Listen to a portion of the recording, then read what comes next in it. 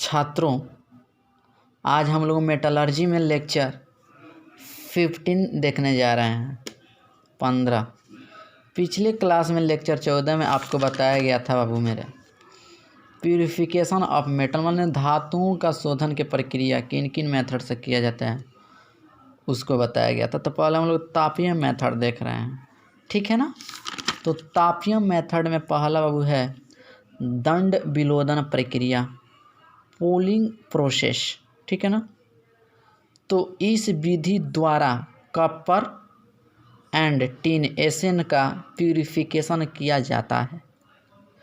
इसमें स्वयं की ऑक्साइड की अशुद्धि होती है। जैसे मान लीजिए कॉपर ऑक्साइड है CU2O, ठीक है ना। इसकी अभिक्रिया हम लोग CH4 गैस से कराते हैं तो कॉपर हमको प्योर कॉपर मिलता है और CO2H2O वेपर के रूप में उड़ जाएगा। ऐसा ही SnO2 खुद का ऑक्साइड है, CH4 से कंबाइन करके SN गैस CO2 और H2O, ठीक है ना। इसमें क्या होता है, कंटेनर में मोल्टेन अवस्था में गलित अवस्था में धातु को लिया जाता है और इसके ऊपर चारकोल पाउडर की परत होती है ये। और ये जो देख रहे हैं आप डंटा पोल, ये ग्रीन वुड पोल, लकड़ी का हरा ग्रीन, ठीक है ना। कच्चा ग्रीन क्या है, ये लकड़ी है, पोल है, ठीक है ना। तो इसमें क्या होता है बाबू, चारकोल पाउडर की परत शुद्ध धातु को वायु के कांटेक्ट में आने से रोकती है, ठीक है ना। ये जो आपका लेयर है, चारकोल की लेयर जो है पाउडर फॉर्म में, ये ना जो ये मोल्टेन अवस्था में धातु है, ये वायु के कांटेक्ट में आने से क्या करती है, रोकती है एवं ऊष्मा बाहर जाने से भी रुक जाती है, ठीक है ना। इनसे ऊष्मा नहीं निकलती है, स्पष्ट ना। तो ये होता है बाबू दंड विलोदन प्रक्रिया। दूसरा है बाबू इसमें द्रवण विधि, लिक्विएशन मेथड चाहे लिक्विफिकेशन मेथड। इस विधि का उपयोग कम गलनांक वाली धातुओं के लिए किया जाता है। जैसे कम गलनांक वाली धातु PB lead, SN tin, BI bismuth, antimony SB, clear ना। इसमें देखिए क्या होता है छोटू, इसमें मेरे भाई क्या करते हैं ना, ये एक टर्म पढ़ लीजिए, धातु एवं अशुद्धि के गलनांक माने मेल्टिंग पॉइंट MP भिन्न भिन्न हो तो इस विधि का उपयोग किया जाता है। तो लिक्विएशन मेथड का भी इस्तेमाल करेंगे जब गलनांक धातु और अशुद्धि में क्या हो, डिफरेंट हो, ठीक है ना। तो इसमें क्या करते हैं, इम्प्योर ब्लैक इम्प्योर लेड लिया गया है, ठीक है ना। इस हीटर है, ये हीटर से इसको क्या किया जाता है, पिघलाया जा रहा है। तो जाहिर सी बात है जो लेड है धातु, ये इसका क्वथनांक गलनांक क्या है, सॉरी गलनांक मेल्टिंग पॉइंट क्या है, अशुद्धि से कम है।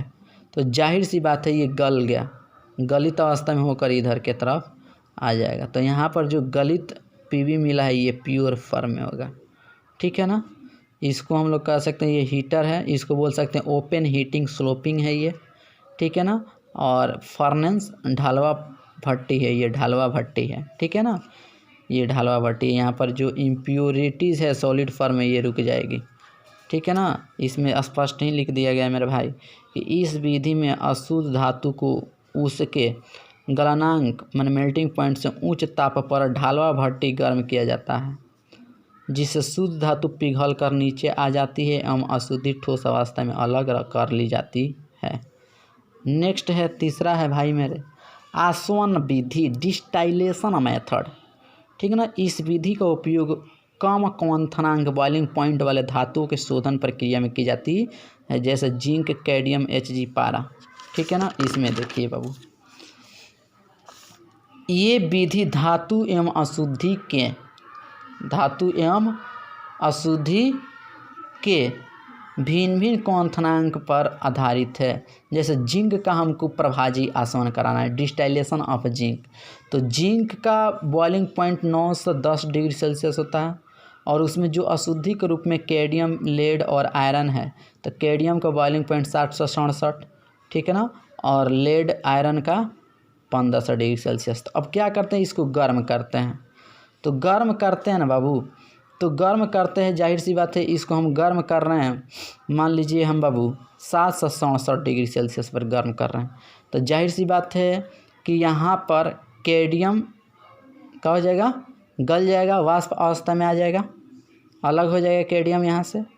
अब इसका तो दोनों का क्या है क्वथनांक, और इसका भी क्वथनांक क्या है, ज़्यादा है ना इनसे, तो ये अलग, इससे ज़्यादा है ना इस सब का, तो ये तीनों अलग हो गया, ठीक है ना। अब ये वेपर अवस्था में, तो इसको अलग कर लेंगे।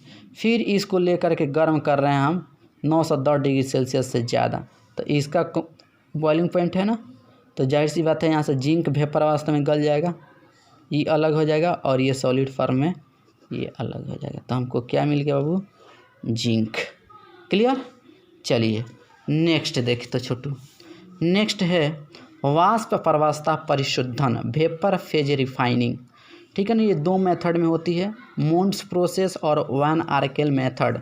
मोन्स प्रोसेस में निकेल को लेते हैं और कार्बन मोनोऑक्साइड को 50 से 60 डिग्री सेल्सियस पर गर्म करते हैं, तो एक कॉम्प्लेक्स बनता है जो वोलेटाइल कंपाउंड होता है।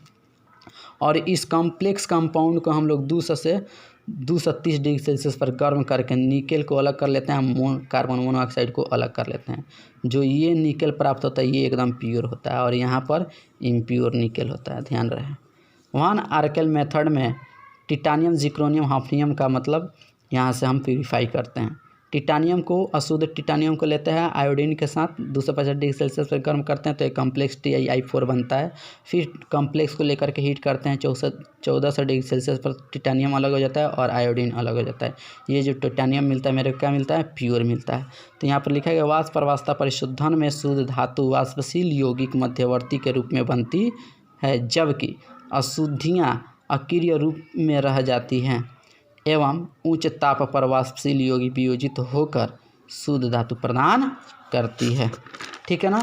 तो ये बाबू था आज का लेक्चर नंबर आपका 15, ठीक है ना। इसके आगे हम अगले क्लास में कंटिन्यू करेंगे। Thank you.